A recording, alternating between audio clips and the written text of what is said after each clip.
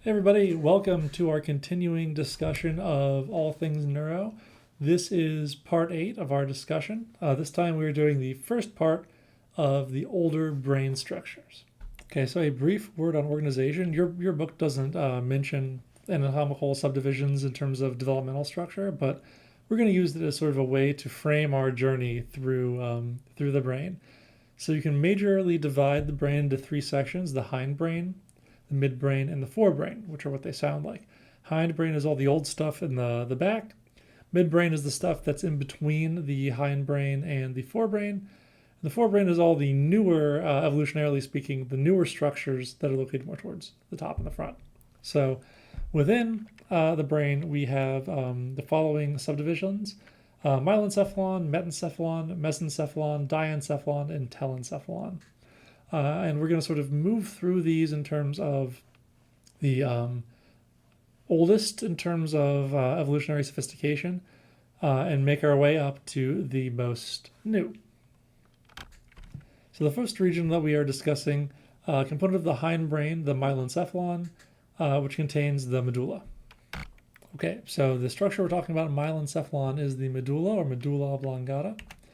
This is basically a continuation of the brainstem within the skull. So as your spinal cord sort of rises up and enters into the skull, you have a structure that continues directly on from the spine.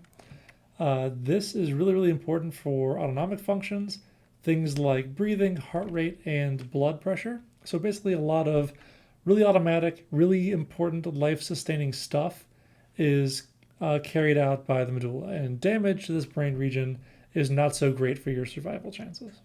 Okay, next up is the medencephalon, which contains the cerebellum and the pons.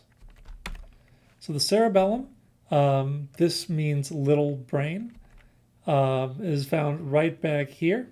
It's right sort of next to the pons in the hindbrain.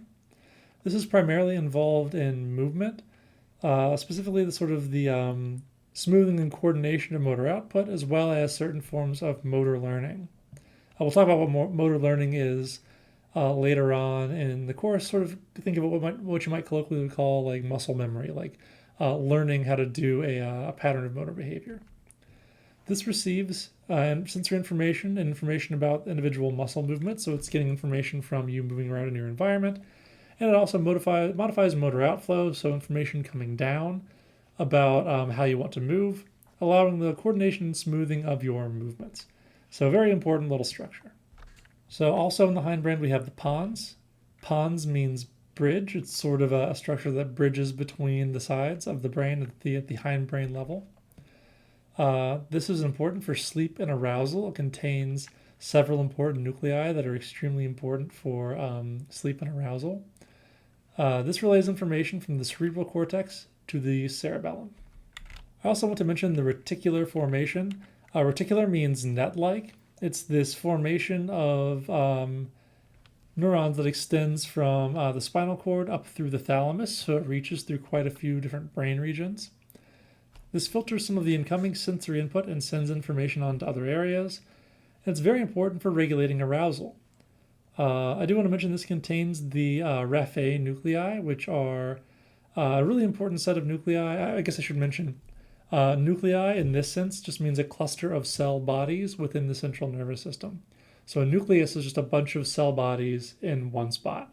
So the Raphe nuclei contain all of these far-reaching projections to the primary source of the neurotransmitter serotonin within your brain. And they're very, very important for things like regulating sleep and wake cycles. All right, that concludes part 1. Next time we'll pick up with part 2 of older brain structures.